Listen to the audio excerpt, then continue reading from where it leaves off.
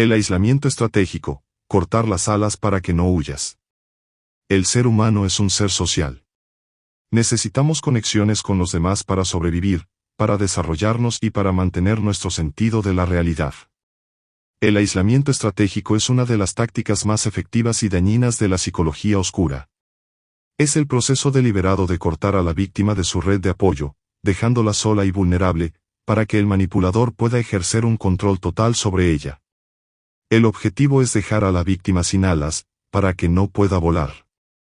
El aislamiento estratégico no es un evento abrupto, sino un proceso gradual y sutil. Comienza con comentarios despectivos sobre los amigos de la víctima. Ellos no te entienden, son una mala influencia para ti. El manipulador puede también sembrar la duda en la mente de la víctima sobre las intenciones de sus seres queridos. ¿Estás seguro de que tu amigo no te está usando? La víctima, que se siente especial y protegida por el manipulador, comienza a dudar de sus relaciones. La siguiente etapa es la creación de un nosotros contra ellos. El manipulador crea una burbuja en la que solo ellos dos existen. El manipulador puede decir, somos el uno para el otro, nuestra relación es especial, diferente a la de los demás. La víctima se siente parte de una conexión única y se aleja de su red de apoyo, que ahora parece ordinaria o incluso peligrosa. El aislamiento también puede ser físico. El manipulador puede controlar la agenda de la víctima, prohibirle ver a sus amigos o familiares o mudarse a un lugar donde la víctima no tenga a nadie. La víctima se queda sola con el manipulador, y su única fuente de validación, de amor y de apoyo es la persona que la está abusando. Un ejemplo de la vida real podría ser una persona que, tras mudarse a una nueva ciudad, conoce a alguien que la inunda de atención y afecto. La persona, que no conoce a nadie, se siente afortunada. Sin embargo, el manipulador la disuade de hacer nuevos amigos, diciendo que no son de fiar, y la aísla de su familia, diciendo que no la entienden. La víctima, sola en una ciudad nueva, se aferra al manipulador como si fuera su única salvación. El aislamiento estratégico es una forma de control total. Al cortar las alas de la víctima, el manipulador se asegura de que no pueda huir. La víctima no tiene a nadie a quien acudir, a nadie con quien hablar, a nadie que la ayude a ver la realidad. Se queda atrapada en una prisión mental, y su única salida es la del manipulador. La forma de defenderse del aislamiento estratégico es proteger las relaciones que tenemos. Es crucial mantener el contacto con nuestros amigos y familiares, incluso si el manipulador nos dice que no lo hagamos. Debemos confiar en nuestra red de apoyo y no permitir que un manipulador nos aísle de las personas que nos aman. La autoridad fabricada, creando falsos gurús y líderes. En un mundo de incertidumbre y desorden, la gente a menudo busca la guía de una figura de autoridad. Sin embargo, en el ámbito de la psicología oscura, la autoridad no siempre es legítima, sino que puede ser fabricada. La autoridad fabricada es el proceso de crear una imagen de conocimiento, sabiduría o poder para manipular a los demás. El falso gurú no tiene la verdad, pero sí tiene las herramientas para convencer a la gente de que la tiene. El falso gurú no es un líder que se ha ganado el respeto a través de la sabiduría y la experiencia. Es un manipulador que utiliza tácticas psicológicas para crear una imagen de autoridad.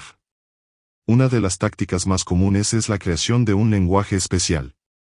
El gurú utiliza un lenguaje críptico, lleno de jerga y de conceptos abstractos, para que la gente se sienta ignorante y dependiente de él para la interpretación. Otra táctica es la creación de una historia de origen mítica. El gurú puede contar historias exageradas de su pasado, de cómo ha superado grandes obstáculos o de cómo ha tenido una experiencia mística que le ha dado un conocimiento especial. Estas historias no son necesariamente ciertas, pero sirven para crear una aureola de misterio y de poder alrededor del gurú. El falso gurú también utiliza la validación selectiva. El gurú solo valida a aquellos que lo apoyan y lo obedecen.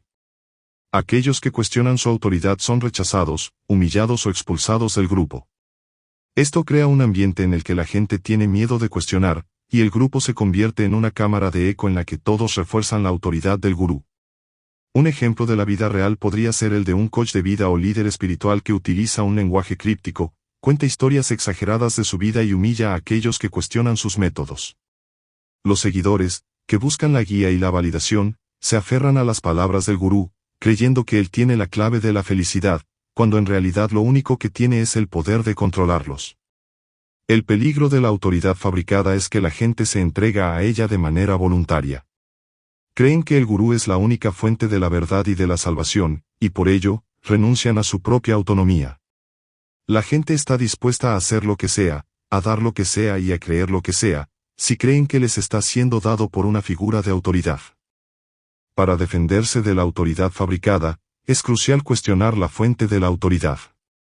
¿Es la persona realmente un experto o simplemente un manipulador?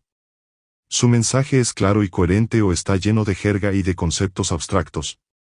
¿El líder valida a todos o solo a los que lo obedecen? Es importante confiar en nuestra propia sabiduría y en nuestros propios instintos, y no permitir que nadie nos robe nuestra autonomía.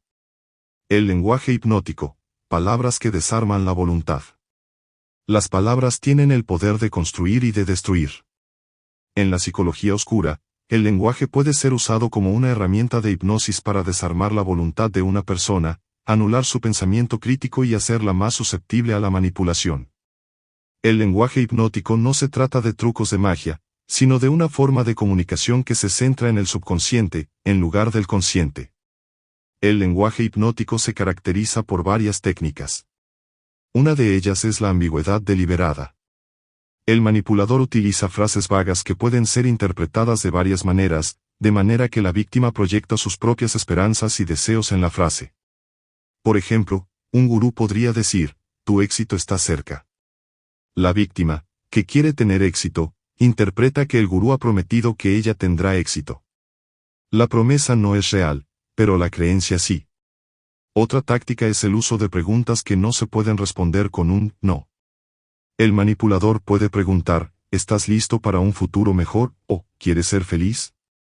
La respuesta, por supuesto, es sí, lo que hace que la víctima se sienta comprometida con el mensaje del manipulador. El manipulador no le ha pedido a la víctima que haga nada, pero ha logrado que la víctima se sienta comprometida con él. El lenguaje hipnótico también utiliza la repetición. El manipulador repite las mismas frases, los mismos eslóganes y los mismos conceptos una y otra vez. La repetición, al igual que la gota china, tiene el poder de erosionar la resistencia y de grabar un mensaje en el subconsciente de la víctima. La víctima, que al principio puede haber sido escéptica, con el tiempo, empieza a creer el mensaje del manipulador. Un ejemplo de la vida real podría ser el de un político que utiliza un lenguaje hipnótico en sus discursos. El político no da soluciones concretas, sino que utiliza frases ambiguas como, hagamos el país grande otra vez, o, vamos a luchar por la libertad. El público, que quiere un país grande y libre, proyecta sus propios deseos en la frase y se siente conectado con el político. El político no ha prometido nada, pero el público cree que lo ha hecho. El peligro del lenguaje hipnótico es que desactiva el pensamiento crítico. La víctima se centra en el sentimiento que el lenguaje le produce, en lugar de en el contenido del mensaje. La víctima se siente bien, se siente esperanzada, se siente amada, y por ello, no cuestiona las palabras del manipulador. Para defenderse del lenguaje hipnótico, es crucial prestar atención al contenido de lo que se dice, no al sentimiento que produce. ¿Qué está diciendo realmente esta persona? ¿Está dando un mensaje claro o está usando frases ambiguas para manipularme? Debemos ser conscientes de que el lenguaje puede ser una herramienta de manipulación, y no permitir que las palabras de un manipulador nos roben nuestra voluntad. La sobreexposición emocional, usar la confesión como arma. En la intimidad de las relaciones humanas, la confesión es una forma de construir confianza y de crear una conexión profunda. Sin embargo, en la psicología oscura, la confesión puede ser usada como un arma para manipular y controlar a los demás.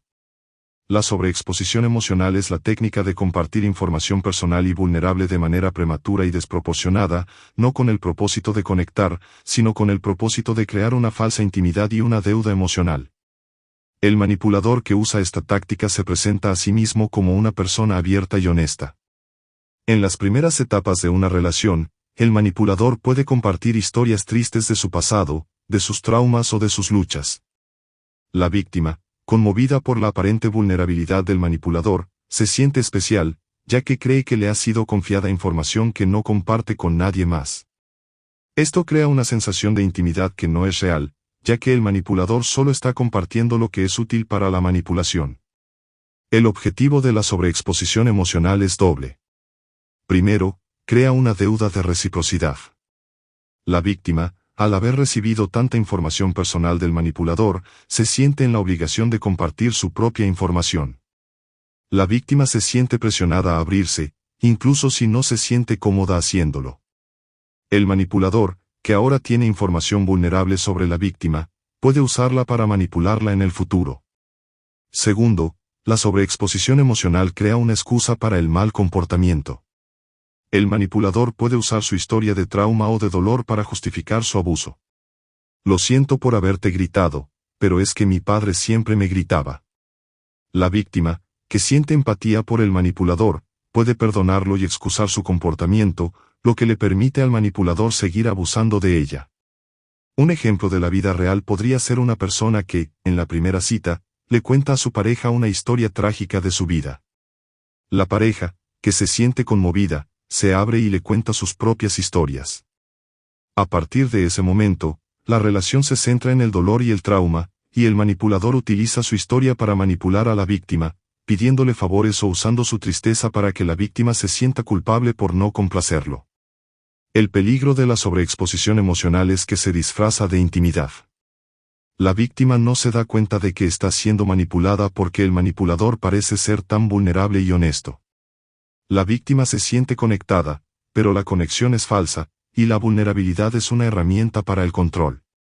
Para defenderse de la sobreexposición emocional, es crucial reconocer que la intimidad no se construye en un día. Es un proceso gradual que requiere tiempo y confianza.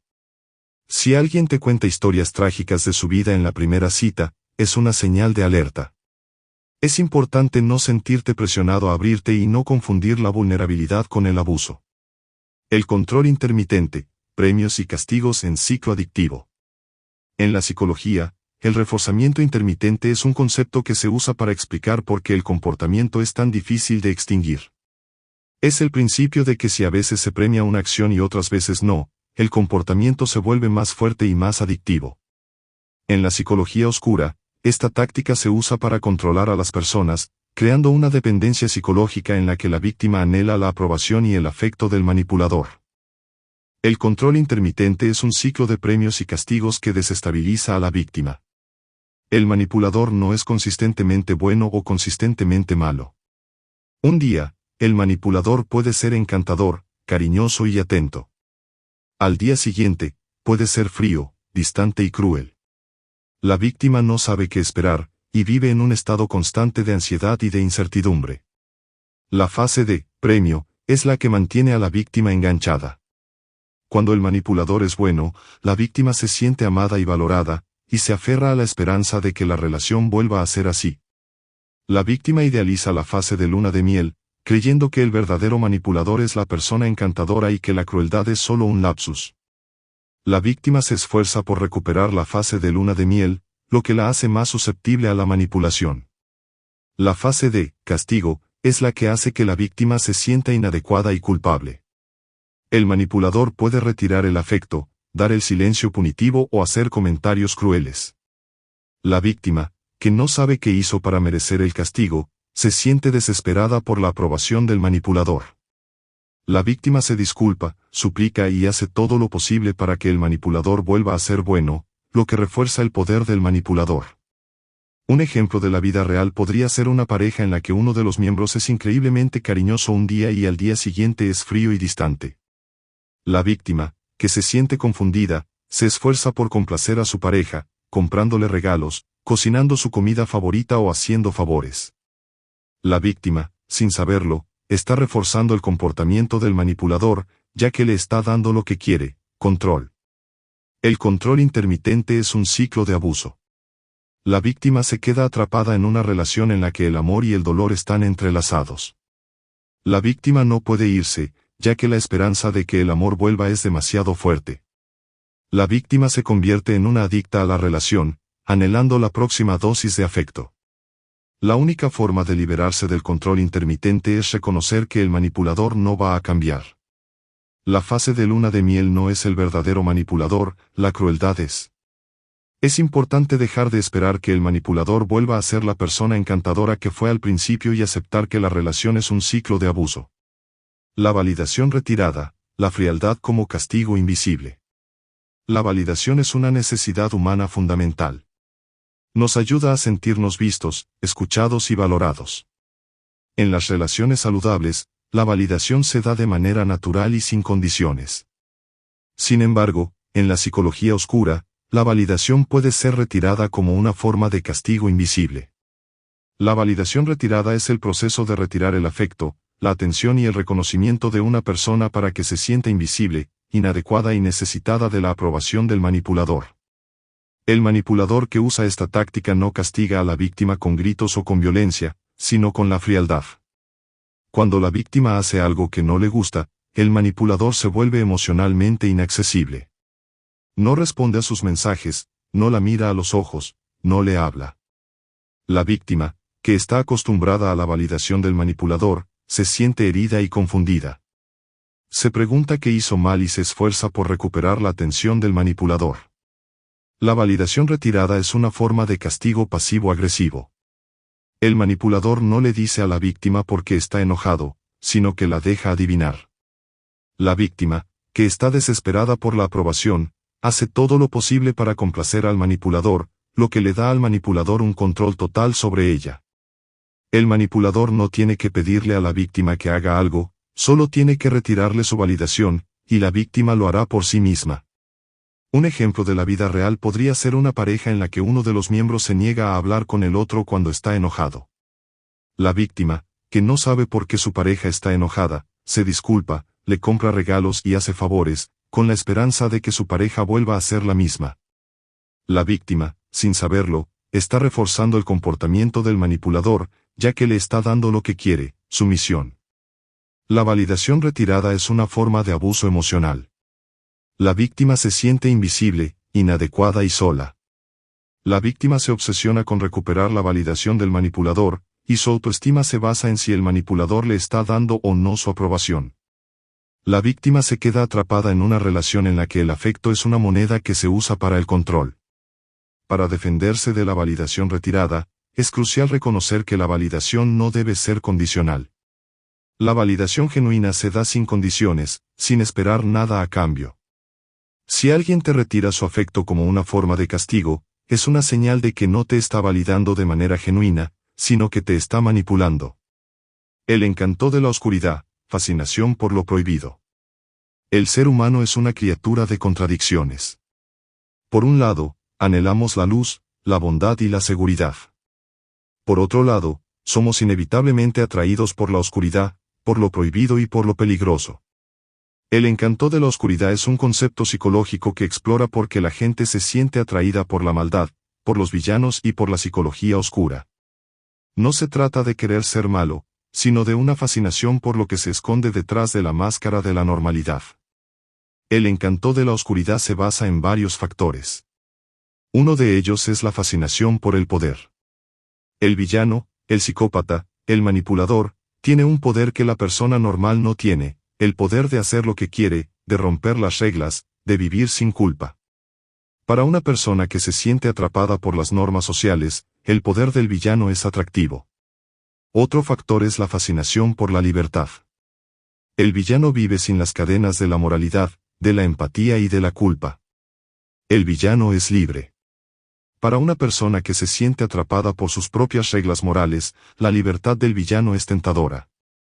El villano no se preocupa por lo que piensan los demás, y eso es algo que mucha gente anhela. El encanto de la oscuridad también se basa en la fascinación por el misterio. El villano, el manipulador, es una figura misteriosa.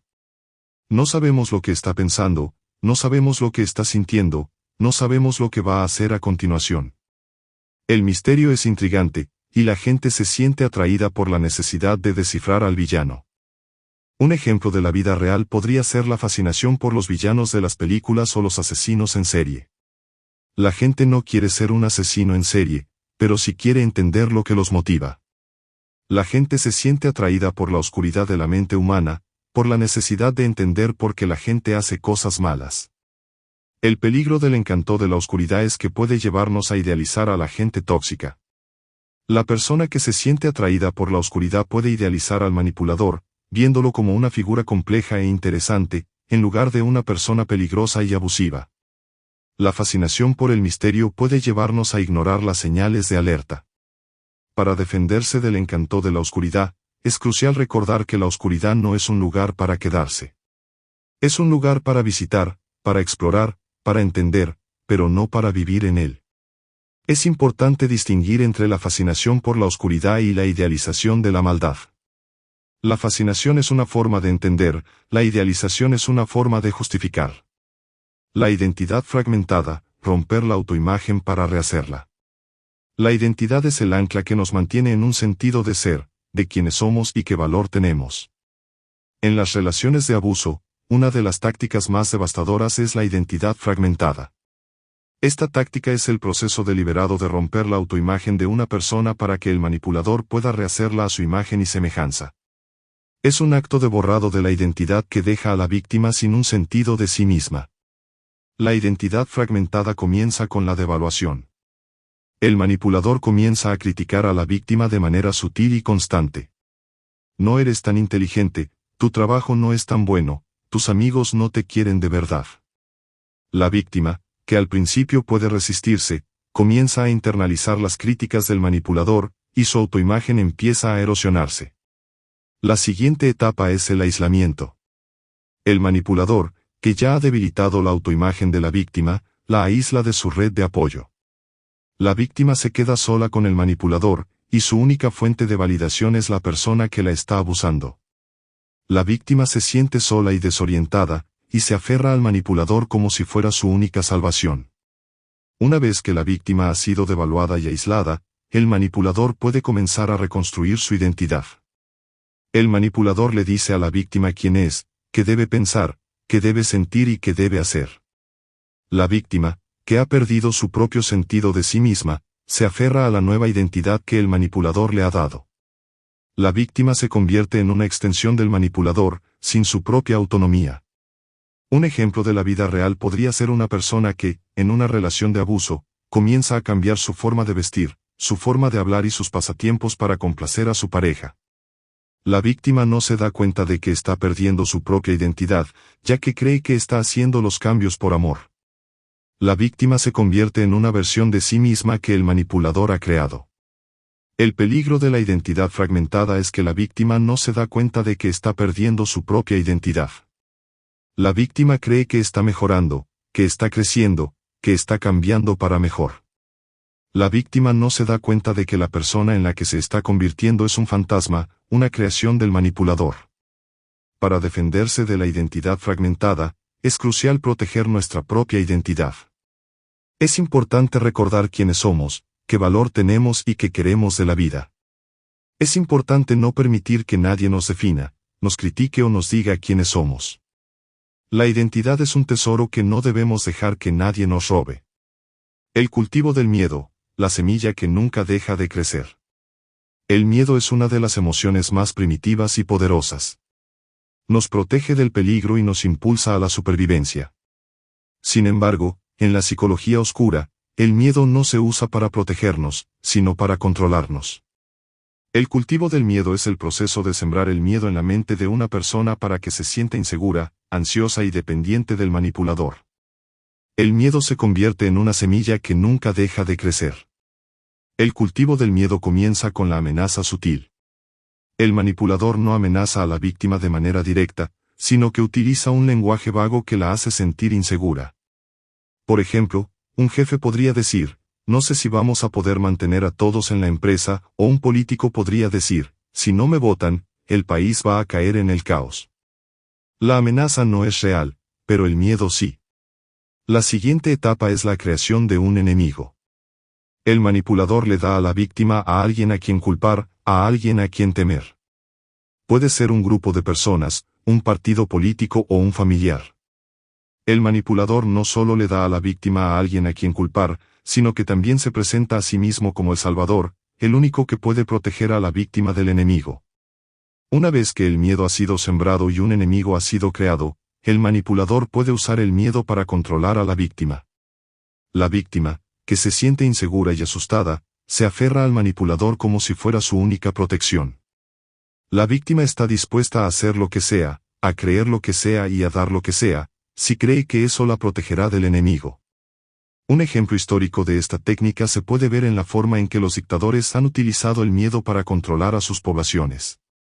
Al culpar a los judíos, a los comunistas o a los extranjeros por los problemas del país, los dictadores sembraron el miedo en la mente de la población y se presentaron a sí mismos como los únicos que podían proteger al país. La población, que estaba asustada, se entregó al dictador y le dio un poder ilimitado.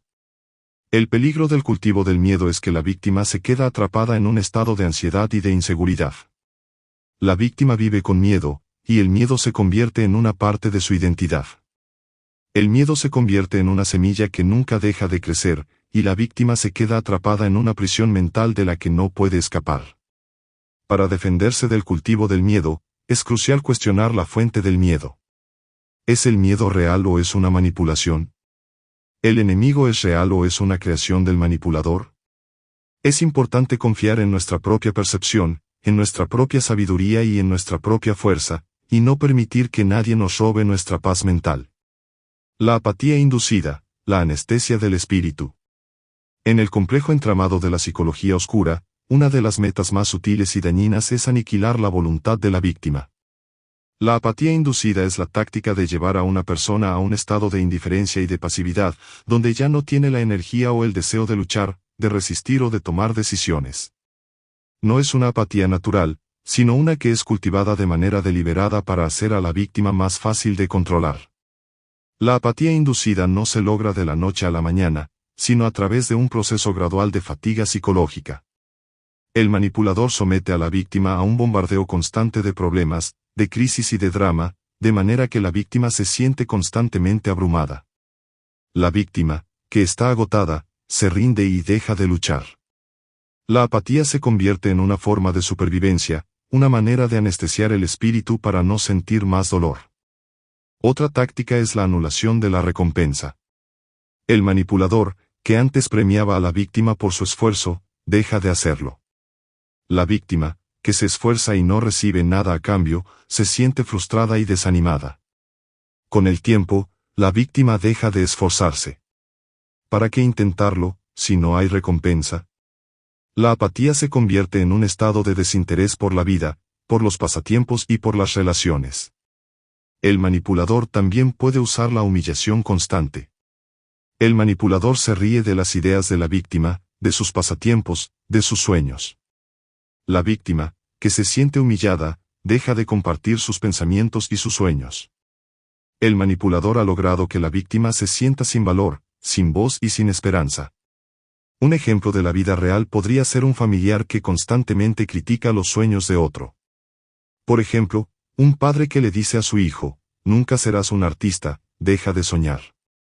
El hijo, que se siente humillado, deja de dibujar y se rinde.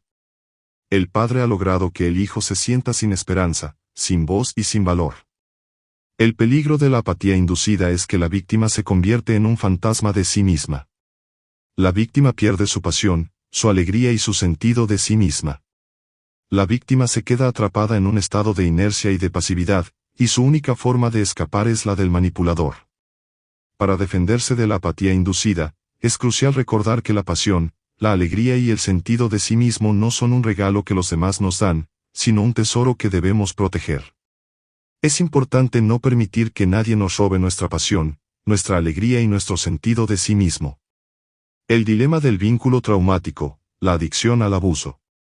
En las relaciones de abuso, la víctima a menudo se queda atrapada en una paradoja dolorosa, se siente a la vez apegada y maltratada por su agresor. Esta paradoja es conocida como el dilema del vínculo traumático, un concepto que explica cómo una persona puede desarrollar una lealtad y una dependencia emocional hacia la persona que la está abusando. No es un amor genuino, sino una adicción psicológica que es increíblemente difícil de romper. El vínculo traumático se forma a través de un ciclo de abuso y de amor. El agresor alterna entre la crueldad y la amabilidad, entre el castigo y el premio. La víctima, que se siente confundida y desorientada, se aferra a la fase de amor, creyendo que el verdadero agresor es la persona cariñosa y que el abuso es solo un lapsus. La víctima se convierte en una adicta a la esperanza de que el amor vuelva. Otra forma en que se forma el vínculo traumático es a través del aislamiento estratégico. El agresor aísla a la víctima de su red de apoyo, y la víctima se queda sola con el agresor. La víctima, que no tiene a nadie más, se aferra al agresor como si fuera su única salvación. La víctima se siente especial, ya que cree que es la única persona que puede entender al agresor. La víctima se convierte en una cómplice del abuso, en lugar de una víctima. Un ejemplo de la vida real podría ser una persona que, tras una ruptura, vuelve a la relación. La persona no vuelve porque ama a su ex, sino porque es una adicta a la montaña rusa de emociones. La persona se siente viva, se siente amada, se siente especial cuando el agresor es bueno, y se siente culpable cuando el agresor es malo. El vínculo traumático es una adicción a la adrenalina, al drama y al dolor. El peligro del vínculo traumático es que la víctima no se da cuenta de que está atrapada en un ciclo de abuso. La víctima se culpa por el abuso, creyendo que si fuera lo suficientemente buena, el agresor sería bueno. La víctima se queda atrapada en un ciclo de autorrecriminación, de autoodio y de autoculpa. Para defenderse del vínculo traumático, es crucial reconocer que el amor y el abuso no pueden coexistir. El amor es un acto de dar y de recibir, de respeto y de confianza. El abuso es un acto de tomar, de desprecio y de control. El amor no es un premio que se nos da por nuestra obediencia. Es un regalo que se nos da por nuestra existencia. El narcisismo comunal, el altruista egoísta. El narcisismo comunal es un subtipo de narcisismo que es particularmente insidioso porque se disfraza de bondad y altruismo. El narcisista comunal no busca la admiración a través de la riqueza o la belleza, sino a través de su generosidad, su ayuda a los demás y su compromiso con las causas sociales. El narcisista comunal se presenta como un santo, pero detrás de la máscara de la bondad, se esconde un ego gigantesco y una necesidad constante de admiración. El narcisista comunal es un maestro del manejo de la impresión. El narcisista comunal hace favores no porque se preocupe, sino porque quiere que la gente lo vea como una buena persona. El narcisista comunal se une a organizaciones benéficas, hace donaciones y se ofrece como voluntario, pero lo hace para obtener la admiración y la alabanza de los demás. El narcisista comunal no es un héroe anónimo, sino que necesita que todos sepan de sus buenas acciones. Otra táctica del narcisista comunal es el sacrificio dramático. El narcisista comunal hace un gran espectáculo de su sacrificio. Por ejemplo, puede decir, he sacrificado mi propia felicidad para ayudarte, o, estoy exhausto, pero no puedo dejar de ayudarte. El sacrificio no es real, sino que es una forma de hacer que la víctima se sienta en una deuda constante. La víctima, que se siente culpable y agradecida, se siente incapaz de negarse a las demandas del narcisista comunal. Un ejemplo de la vida real podría ser un familiar que se presenta a sí mismo como el salvador de la familia. El familiar se ofrece a cuidar a los ancianos, a ayudar a los hermanos y a dar apoyo emocional, pero lo hace para obtener la admiración y el respeto de la familia. El familiar se convierte en el héroe de la familia, pero detrás de la máscara de la bondad se esconde un ego gigantesco y una necesidad constante de admiración. El peligro del narcisismo comunal es que la víctima no se da cuenta de que está siendo manipulada. La víctima ve al narcisista comunal como una buena persona, y se siente agradecida por su ayuda. La víctima se siente culpable por no ser tan buena como el narcisista comunal, y se esfuerza por ser más buena, lo que le da al narcisista comunal más poder. Para defenderse del narcisismo comunal, es crucial reconocer que la bondad genuina no busca la admiración. La bondad genuina es un acto de dar y de recibir sin esperar nada a cambio. La bondad manipuladora, en cambio, es un acto de tomar, de manipular y de controlar. La decepción aceptada, justificando lo injustificable.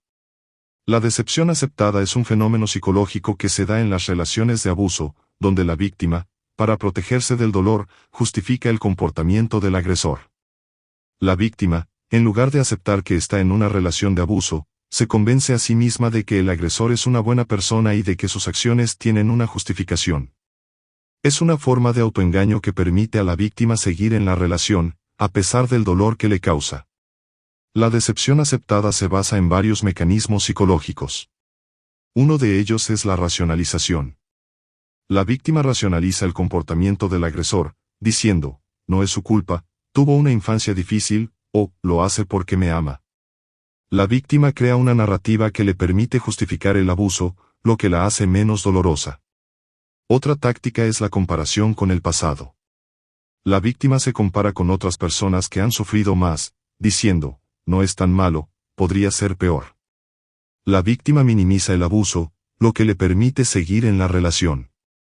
La decepción aceptada también se basa en la esperanza. La víctima se aferra a la esperanza de que el agresor va a cambiar, de que un día el amor que le dio al principio va a volver. La víctima vive en un estado de espera, y se niega a aceptar la realidad de que la relación es un ciclo de abuso que no tiene fin. Un ejemplo de la vida real podría ser una persona que, en una relación de abuso, se queda porque cree que su pareja va a cambiar.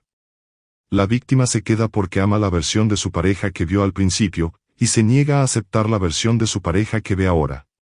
La víctima se queda porque la esperanza es más fuerte que el dolor. El peligro de la decepción aceptada es que la víctima se convierte en su propia opresora. La víctima se miente a sí misma, se traiciona a sí misma y se queda en una relación que la está destruyendo. La víctima, en lugar de ver la realidad, se aferra a una fantasía que la está matando. Para defenderse de la decepción aceptada, es crucial confrontar la realidad. Es importante reconocer que el abuso no es una forma de amor, que el agresor no va a cambiar y que la esperanza no es una estrategia de supervivencia. La única forma de salir de la decepción aceptada es aceptar la verdad, por dolorosa que sea. La desorientación temporal, borrando la cronología del abuso. En las relaciones tóxicas, la memoria de la víctima se convierte en un campo de batalla. El agresor, para mantener su control, intenta borrar la cronología del abuso, haciendo que la víctima se sienta desorientada y confundida. La desorientación temporal es el proceso de manipular la percepción del tiempo y de los eventos, haciendo que la víctima no pueda recordar cuándo comenzó el abuso, cuándo sucedió algo malo o si realmente sucedió. La desorientación temporal se basa en varias tácticas. Una de ellas es el gaslighting, donde el agresor le dice a la víctima que algo no sucedió o que sucedió de una manera diferente. La víctima, que ya está confundida, comienza a dudar de su propia memoria. El agresor no solo manipula el presente, sino también el pasado. Otra táctica es la creación de un ciclo de abuso. El agresor alterna entre la crueldad y la amabilidad, entre el castigo y el premio. La víctima, que vive en un ciclo de montaña rusa de emociones, no puede recordar cuándo fue la última vez que el agresor fue bueno o cuándo fue la última vez que fue malo. La víctima pierde el sentido de la cronología, y el abuso se convierte en una nebulosa de dolor y de confusión. El agresor también puede usar la recontextualización. El agresor puede tomar un evento del pasado y reinterpretarlo de una manera que lo hace parecer inocente o incluso bueno. Por ejemplo, un agresor que fue violento con su pareja podría decir, no te estaba pegando, te estaba defendiendo de un peligro. La víctima, que ya está confundida, se siente obligada a aceptar la nueva interpretación del evento. Un ejemplo de la vida real podría ser una persona que, en una relación de abuso, no puede recordar cuándo comenzó el abuso. La víctima solo puede recordar los momentos de amor, y los momentos de abuso se convierten en una nebulosa de dolor y de confusión. La víctima se siente atrapada en un estado de desorientación, y su única salida es la del agresor. El peligro de la desorientación temporal es que la víctima no puede salir de la relación. La víctima no puede ver el patrón de abuso, ya que su memoria ha sido manipulada. La víctima se queda atrapada en un ciclo de abuso, y el abuso se convierte en una parte de su identidad. Para defenderse de la desorientación temporal, es crucial documentar la historia del abuso. Es importante escribir los eventos, las fechas y los sentimientos en un diario. Es importante hablar con personas de confianza que nos ayuden a recordar la cronología de los eventos. El culto del dolor, la glorificación del sufrimiento. En el oscuro mundo de la manipulación, el dolor no es solo una consecuencia, sino una herramienta. El culto del dolor es el proceso de glorificar el sufrimiento y la victimización, haciendo que la víctima se sienta especial por su dolor. El manipulador no solo inflige dolor, sino que también le da a la víctima un significado a su dolor, lo que la hace más dependiente y sumisa. El culto del dolor se basa en varias tácticas. Una de ellas es la validación de la victimización. El manipulador le dice a la víctima que su dolor es especial, que es único, que es un signo de su fortaleza o de su bondad. La víctima, que se siente sola y sin sentido, se siente validada por su dolor.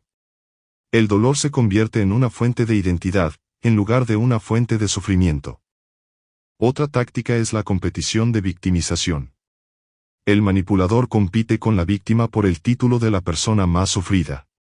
El manipulador puede decir: tú crees que tienes un problema, pero yo he pasado por cosas peores. El manipulador no solo minimiza el dolor de la víctima, sino que también la hace sentir culpable por su propio sufrimiento. El culto del dolor también se puede ver en los grupos de apoyo disfuncionales. En estos grupos, la gente compite por ser la persona más victimizada. La gente glorifica su dolor y se siente validada por él. El dolor se convierte en una forma de identidad y de conexión, en lugar de una experiencia que debe ser superada. Un ejemplo de la vida real podría ser una persona que, en una relación de abuso, se queda porque cree que su sufrimiento es un signo de su fortaleza. La víctima se convence a sí misma de que está salvando al agresor, de que su dolor es un signo de su amor. La víctima se queda atrapada en una relación de abuso, y el abuso se convierte en una parte de su identidad. El peligro del culto del dolor es que la víctima se queda atrapada en un ciclo de victimización. La víctima no puede sanar, ya que su dolor se ha convertido en su identidad. La víctima se queda atrapada en un ciclo de sufrimiento, y el sufrimiento se convierte en una parte de su vida. Para defenderse del culto del dolor, es crucial reconocer que el dolor no es una fuente de identidad. El dolor es una experiencia que debe ser superada, no glorificada. Es importante buscar el apoyo de personas que nos ayuden a sanar, no de personas que nos validen en nuestro dolor. La identificación con el agresor, el síndrome de Estocolmo del alma. El síndrome de Estocolmo es un fenómeno psicológico en el que un rehén desarrolla una conexión emocional con su captor. En un sentido más amplio, la identificación con el agresor es el proceso de la víctima que se identifica con su agresor, adoptando sus creencias, sus valores y su comportamiento. No es un acto consciente, sino un mecanismo de supervivencia en el que la víctima se une a su agresor para protegerse del dolor. La identificación con el agresor se basa en la desesperanza aprendida. La víctima, que se siente impotente y sin esperanza, se rinde y se identifica con su agresor. La víctima, que no puede escapar, se une a su agresor para sobrevivir. La víctima se convence a sí misma de que el agresor es una buena persona y de que sus acciones tienen una justificación. Otra táctica es la idealización del agresor. La víctima idealiza al agresor, viéndolo como una figura compleja, interesante y poderosa. La víctima se siente afortunada de estar con una persona tan única y tan especial. La víctima se identifica con el agresor porque el agresor es fuerte, y ella quiere ser fuerte. La identificación con el agresor también se puede ver en la creación de un enemigo. El agresor le da a la víctima a alguien a quien culpar, a alguien a quien temer. La víctima, que ya está confundida, se une al agresor para luchar contra el enemigo. La víctima se siente parte de un equipo, y la conexión con el agresor se vuelve más fuerte. Un ejemplo de la vida real podría ser una persona que, en una relación de abuso, comienza a criticar a sus amigos y a su familia porque su pareja los critica. La víctima no se da cuenta de que está adoptando las creencias de su agresor, sino que cree que está defendiendo su relación. La víctima se queda atrapada en un ciclo de abuso, y el abuso se convierte en una parte de su identidad. El peligro de la identificación con el agresor es que la víctima se convierte en una cómplice del abuso. La víctima se traiciona a sí misma, a sus amigos y a su familia. La víctima se queda atrapada en un ciclo de abuso, y el abuso se convierte en una parte de su vida. Para defenderse de la identificación con el agresor, es crucial recordar que el agresor no es una figura a la que admirar, sino una persona a la que temer. Es importante no adoptar las creencias, los valores o el comportamiento del agresor. Es importante recordar quiénes somos, qué valor tenemos y qué queremos de la vida. La manipulación social, tejiendo redes de mentiras. La manipulación social es el proceso de manipular las relaciones de una persona para aislarla, difamarla y desacreditarla. El manipulador no solo manipula a la víctima, sino también a su entorno social. El manipulador teje una red de mentiras y de desinformación, de manera que la víctima se queda sola, sin apoyo y sin credibilidad. La manipulación social se basa en varias tácticas. Una de ellas es la difamación. El manipulador difama a la víctima, contando mentiras sobre ella a sus amigos, a su familia y a sus compañeros de trabajo. El manipulador se presenta a sí mismo como la víctima de la víctima, y la víctima se queda sola, sin apoyo y sin credibilidad. Otra táctica es la inversión de la culpa. El manipulador, que ha hecho algo malo, acusa a la víctima de ser la responsable. El manipulador, por ejemplo, puede decir, me vi obligado a ser infiel porque no me dabas la atención que necesitaba. La víctima, que ya está dolida por la infidelidad, ahora también se siente culpable. La manipulación social también se puede ver en la creación de un grupo de apoyo disfuncional. El manipulador crea un grupo de apoyo de personas que lo defienden, lo validan y lo apoyan. El grupo de apoyo del manipulador se convierte en una cámara de eco en la que todos refuerzan la narrativa del manipulador, y la víctima se queda sola, sin apoyo y sin credibilidad. Un ejemplo de la vida real podría ser una persona que, en una ruptura, difama a su expareja en las redes sociales. La persona miente sobre lo que sucedió, y sus amigos y familiares la apoyan. La expareja, que está dolida por la ruptura, ahora también se siente difamada, desacreditada y sola. El peligro de la manipulación social es que la víctima no puede salir de la relación. La víctima no tiene a nadie a quien acudir, a nadie con quien hablar, a nadie que la ayude a ver la realidad. La víctima se queda atrapada en una prisión social, y su única salida es la del manipulador. Para defenderse de la manipulación social, es crucial mantener nuestras relaciones. Es importante hablar con nuestros amigos y familiares, y no permitir que el manipulador nos aísle. Es importante defender nuestra propia verdad, y no permitir que las mentiras de un manipulador nos roben nuestra credibilidad. El bucle de refuerzo negativo, la cuerda de la autocrítica. El bucle de refuerzo negativo es una forma de manipulación que se basa en la autocrítica. El manipulador no necesita criticar a la víctima, ya que la víctima se critica a sí misma.